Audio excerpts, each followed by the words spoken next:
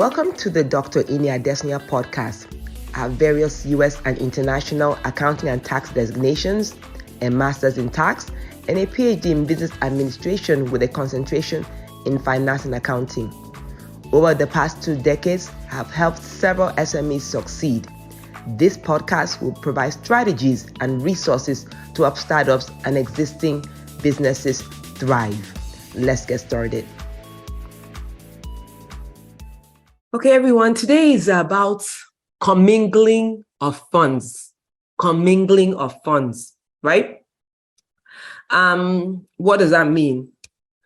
A lot of times, business people mix their personal money with their business money. That is called commingling, mixing them together. Now, that's a huge issue because how do you know what is personal and what is business, right?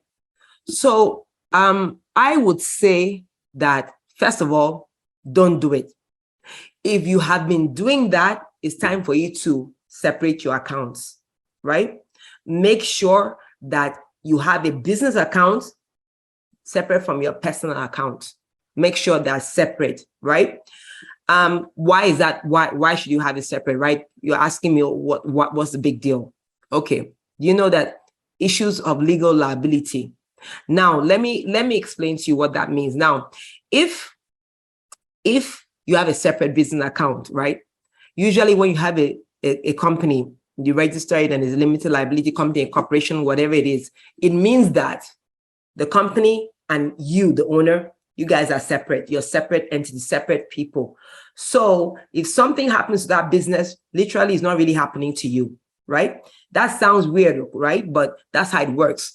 If a company is a legal liability, legal company, LLC, legal liability company, it means that, so limited liability company, LLC, limited liability company, right, is an LLC or a corporation. It means that if anything happens to that company, right, that company, that affects the company, right? So they really can't come after your thing, your house, your property, because it happened, is the company that made a mistake or something like that, right? Of course, there are some exceptions. The exceptions, if you're somebody that is committing fraud and there's something, funny in your business, that's a different ballgame. We're not talking about that because, all of us here try our best to be honest. So we're talking about, if, you're doing your best, your business is doing the right thing legally, everything is doing, you're trying your best to follow the rules and regulations of the world, wherever you are. All right. So in that case, what happens is that anything that the company is liable, you're separate from the company. Now, if it happens that you mix your money, business money, with your personal money in one account, right? My name, Ini Beggar's account, Ini Adesanya account, my business, what I'm doing, this podcast, and I put them in one account. Then if that's the case, guess what? Something happens, they say, well, this is not really a separate business account, right? Because it's really, that means that I'm operating like we're together. The business is not separate from me. So you don't want that to happen. That's the first thing. And then also, how would you be able to separate your expenses, your own expenses, from the business, right? You're mixed. How do you know how much money you made when you're throwing everything into your personal account, right? How do you decipher? You want to say, okay, you want a business to grow and do well. How do you know? Which expense? Okay, for example, you go out to eat with your friends, right? And you swipe that card. You go out on a business dinner, you swipe that card, right? In the same accounts, and then you might say, that really doesn't matter. But let me tell you that when it comes to the Internal Revenue Service, the government, it could be in Canada, it's the CRA, or when it comes to the government that actually looks into your account, people take deductions. Okay, let me give you that example again, right? You went out to eat with your friends, you swipe the card, ate with your friends. You went out for a business meeting, you swipe the card. Meanwhile, in your statement, bank statement is showing dinner, it's showing maybe the restaurant name and the amount. How would the government really know that that this is for business? How would they know this is for personal, right? So most of the time you have to, to do that, you have all the time to defend that that's been a separate business account, right? Because what happens, let me tell you what happens when you deduct expenses in your personal account for business, right? And you cannot justify those expenses.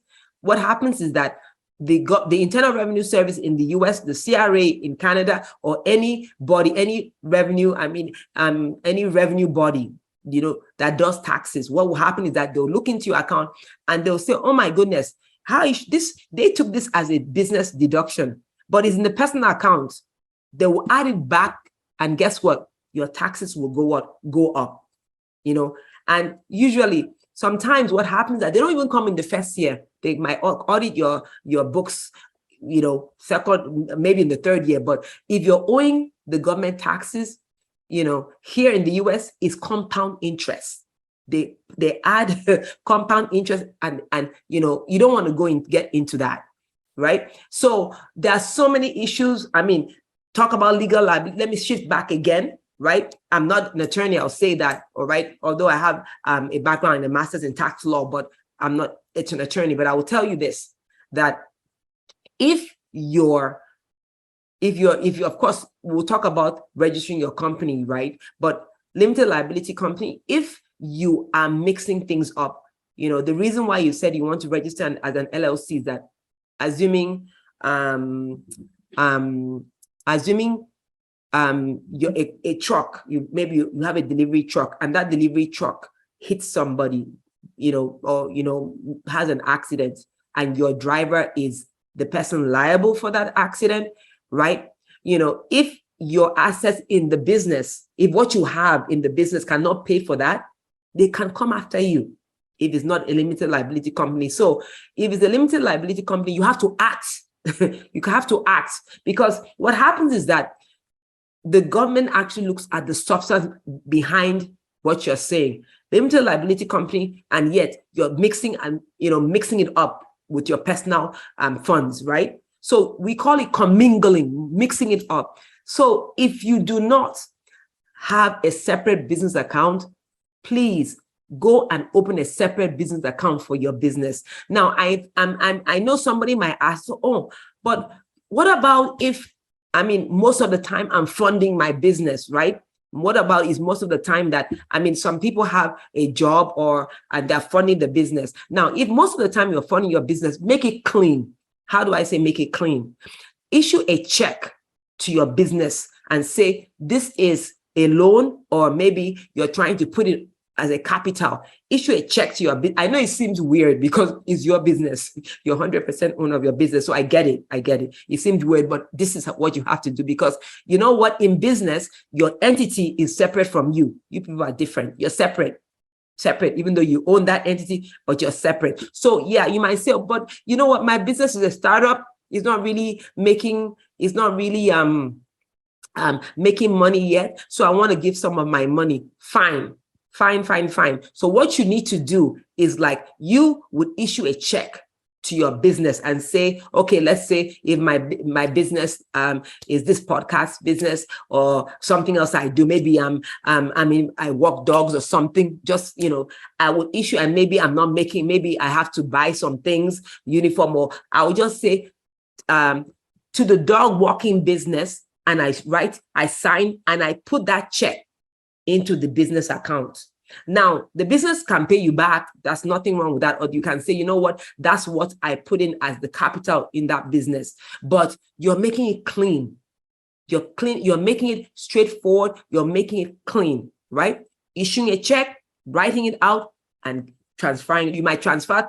You might also do a transfer. But in this way, it shows that, okay, yes, this is really a limited liability company. This is really a corporation. It's not something, like, oh yeah, I'm putting everything inside. This is what I'm giving people. This is my personal account. So do not do that. So you don't want to mix your, for legal reasons, when I mentioned it, I mean, as I mentioned, it's not like I'm an attorney, but I've dealt with these cases before, and then also, you want to see how well your business is doing, right? You want to see, right? You want to see how you can track those expenses. What did you spend? We're going to go in depth, because remember, we're making sure, our goal is to make sure your business does what? Thrives. You want to make sure your business is thriving.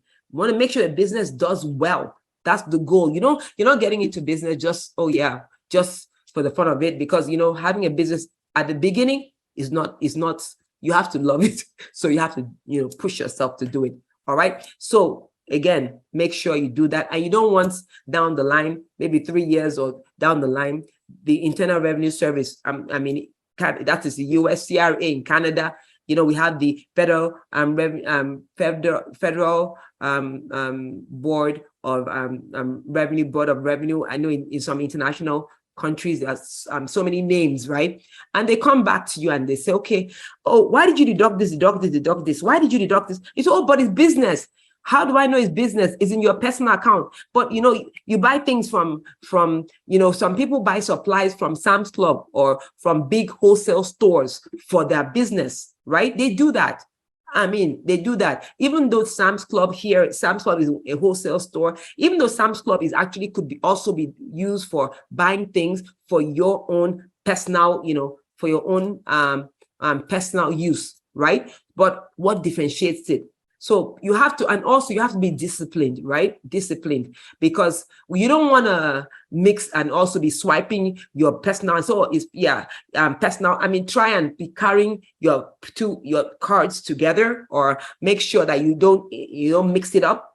I know that some banks have a different color for business cards and a different color for personal cards. So try and do that. Now, mistakes happen. You go to a place that you buy something, and you go to a place and you mistakenly put a business expense on your personal account. Make sure you have a note somewhere and say, okay, this is my personal account, but I used it for business. So the business will reimburse you. You just make sure your mindset is a different mindset. This is my business. This is me. We're separate. All right. So please, please, please, please, if you do not have a separate business account, protect yourself. Please protect yourself and make sure, because we're talking about thriving business, right? Getting your business to thrive. Your business is not thriving. It's down the line. You're paying more taxes on that business, right? That's not how your business is thriving. Your business is not thriving. It's down the line. You're paying. You have to realize that when you're happy that you're making profit in year, for year 1 you're struggling, then year 2 you're making good profit, year 3 you're up there. All of a sudden you find out that maybe a couple of years down the line, you find out that all that profit you made is not even profit, because you took too many, it's not even profit, because the more profit, right, is that you actually you took deductions, you made a profit, right?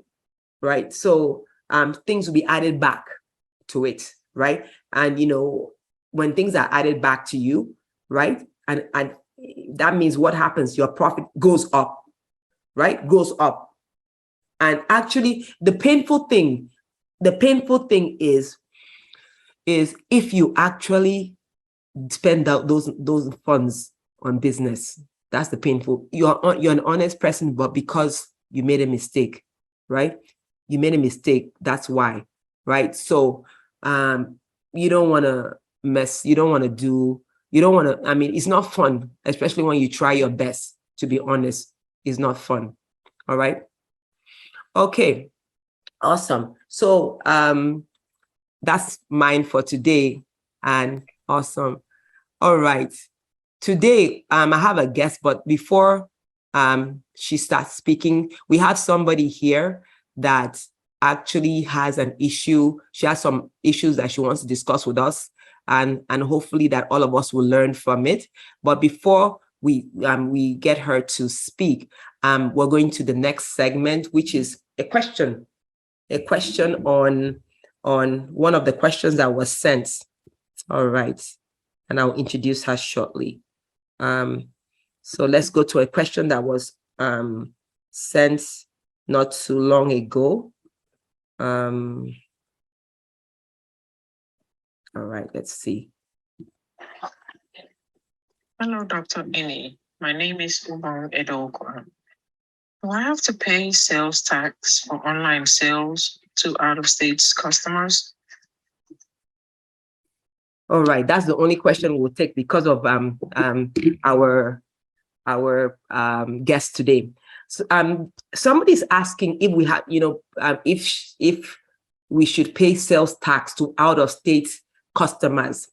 Please, this is a very, very important question. I just will use a few minutes to address it. I don't know if anybody knows about Wayfair. Wayfair is a company that sells furniture, right? And one thing that what happened with Wayfair is that Wayfair actually they were selling furniture around the US. Then South Dakota took them to court because they said that even though they don't have a store there, they're selling a lot of furniture to their residents. So before, it was when you have a brick and mortar store, if you have a store in the States, then you pay sales tax, all right, in that state. If you sell, if you're, let's say, in California and you have, you sell to someone in Texas, and you don't have the store in Texas, right? You don't have to pay sales tax. Things have changed. So make sure you find out from this, from the revenue office in the state you're selling to find out if you have to pay sales tax. Everything has changed. You don't have to maintain a store in that state to really pay sales tax. All right. So please make sure that because, as they say, ignorance is no excuse. All right. So make sure you know that. Okay. So we don't want anybody to get into trouble. So things change. It wasn't like that before. It was all about nexus. Nexus was meaning that your connection to the state.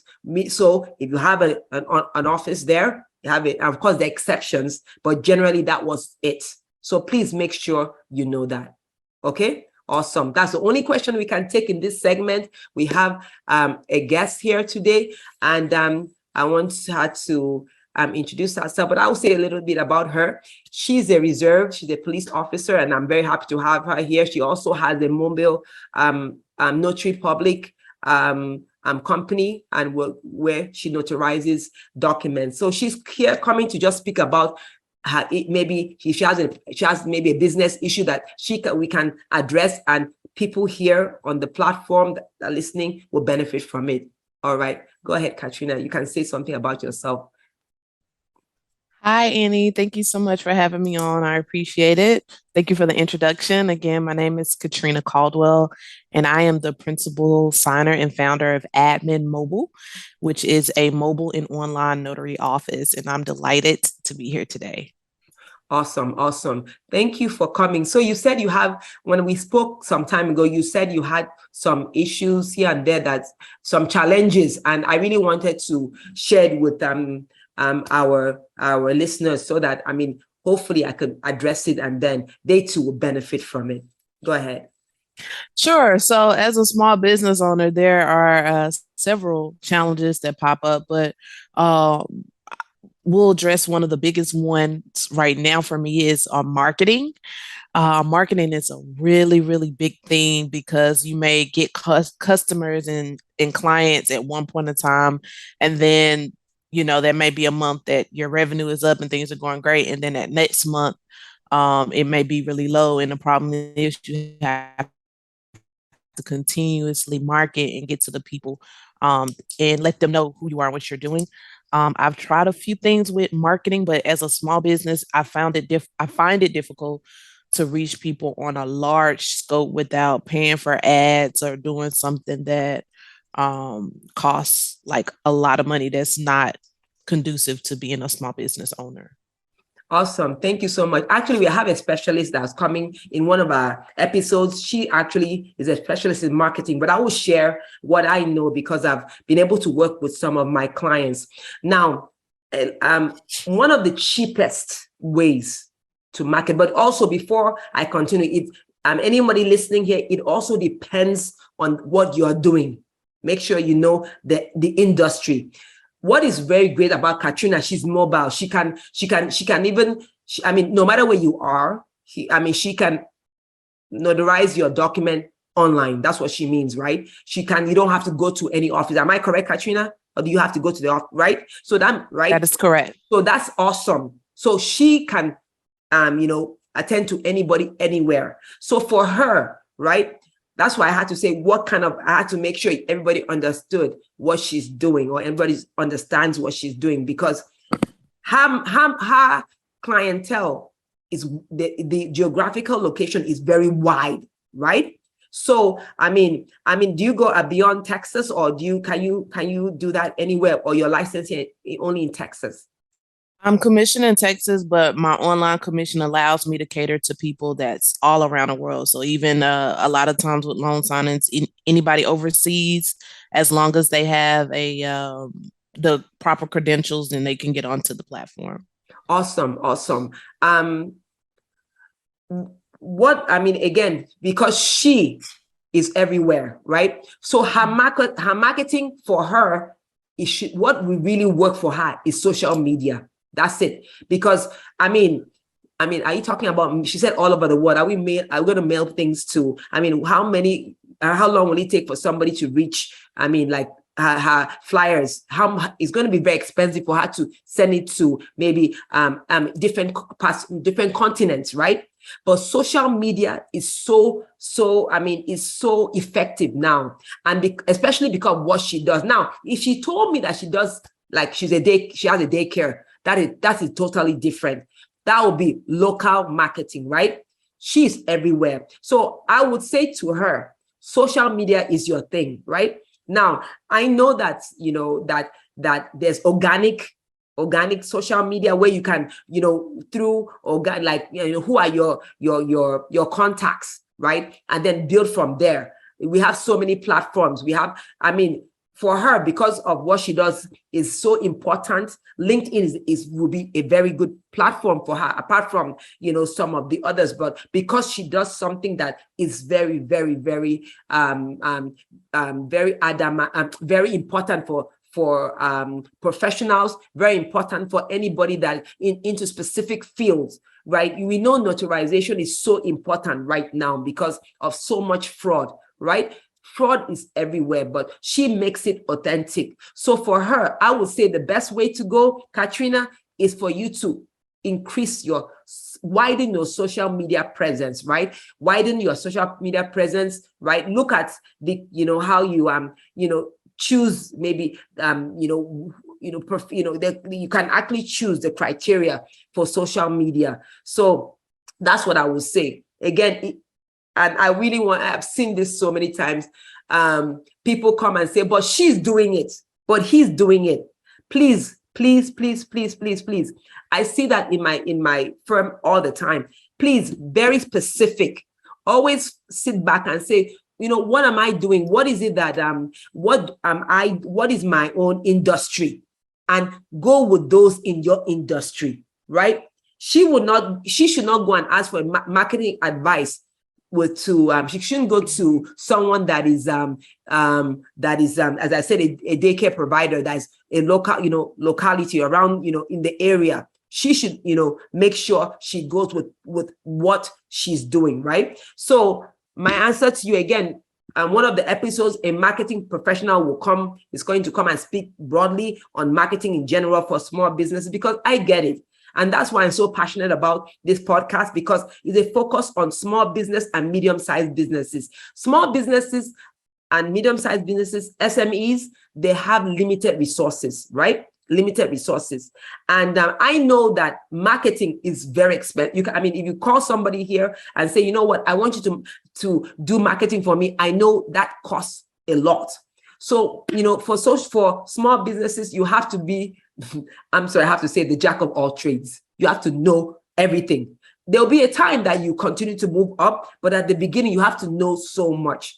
So I would say, Katrina, really invest your time and really look at platform where you can reach around the world, because you don't want a platform that is only local to the US, to Texas. I mean, if you can actually notarize all around the world, that's something that is so awesome. So I would say that will be your main goal, reaching out to platform, looking at platform that is more of I guess all social media platforms, but remember there are some social media platforms that are specific to some age groups. You're not looking for a social media platform that is for teenagers, right? You're looking for, there are some that are there for teenagers. There are so many.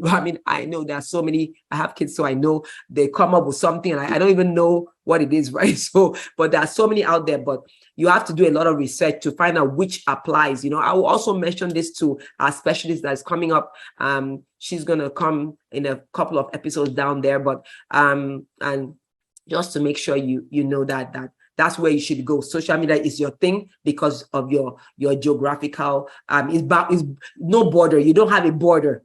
It's everywhere. It's worldwide. So focus on that. All right. I think we can. Thank you so much. No problem. You have one more. I think I can take one more. Do you have anything else? Are you good? Well, we can talk about just tips on staying motivated as a solopreneur, entrepreneur. You kind of see getting off in there that your family and friends won't be your biggest supporters. So let's talk about ways to increase your motivation and places where you can get support. Okay. I hear this all the time. Some of us are blessed with wonderful families, but when it comes to specific things, they're just not there. And it's okay. It's okay. But I think the most important thing is like, I would say that look at the prize, that focus on the prize, right? Focus on where you're going. That's what I would do, right? And let me also say this here. Small businesses, please, mid-sized business, startup businesses. I have to hear it from me first. Okay. Be ready for rejection. I hope be ready. So clear that out of the way. Okay. Be ready. It's like be ready for rejection and then stand up. Right. So many, I'm someone that reads a lot about successful people, and many of them will tell you that I was rejected 12 times, 10 times before I got to where I am today. So many people will tell you how you see them very successful. And I'm telling you that you have to be ready and say, you know what, it's fine. Right. I'll give you one example in my own life that I remember when I started speaking about close to 10 years ago. I started doing some speaking engagements, and I remember that there's one I did, and I think 34 people were in the class, and it was like one of business classes, like that's something I came to present, and 34 people were in the class, and I think 31 gave me not even a good, excellent rating. They gave me an excellent rating, and 3 did not. 3 gave me something. They didn't write something very nice. And I remember the person that invited me, I said, oh my goodness, what is this? Why, and they turned and they were shocked. And they said, really? You're focusing on the 3, not the 31? That, and I said, and I had to, talk to myself that some of us, I don't believe, I've come to the realization that you make your glass half empty. No, your glass is full and overflowing. You have to always remember that, because you have to always, that's how I motivate myself, looking at the prize. Now is easier getting, but that those people really spoke to me, and I said, really, I always focus on the challenge and the failures, not on the successes, because I know, Katrina, you have some successes, right? So many, I know, right? Don't you? Yes, ma'am. Absolutely. Yeah. So let's stop focusing. Anytime you have success, focus on that and keep on moving. You have so much to give, because having a business that doesn't have geographical boundaries, oh my goodness, I would say kudos to you. So that's awesome, and I think you should give yourself a pat on the back. and say that, you know what, you're fine and it's just a matter of time. Once people get to know you, I mean, you'll be the go-to person. So it's a lot of work. You might have to wake up early, sleepless nights, drink more coffee or whatever, you know, just to make sure. I mean, I'm not advertising coffee here, but I'm just saying that you have to put in the work, you know, put in the work, you know. And honestly, you'll be successful. And stop waiting for, and I think just to end this, I don't think we should continue to wait for someone to say we have done well. We should pat ourselves on the back sometimes, you know, and just, you know, think, you know, be thankful, you know, thanking God for this is another great day. That's it, you know. So I hope I've been able to say something that's been positive and making sure that, you know, you're moving up there, because fantastic job. She's a very fantastic person. She's also a friend of mine. And so when I said, she said, oh yeah, I have some issues I want to discuss today. And really, I'm very happy. And I'm hoping that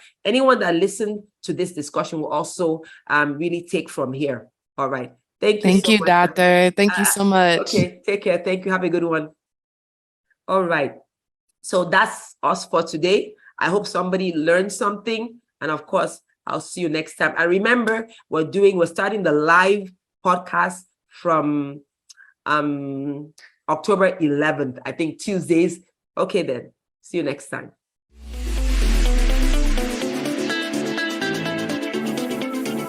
Thanks for having me. Remember to join my live podcast on Tuesdays, 6 to 6:45 p.m. Central Standard Time. Visit my website, driniadesanya.com, for details. Till next time, bye for now.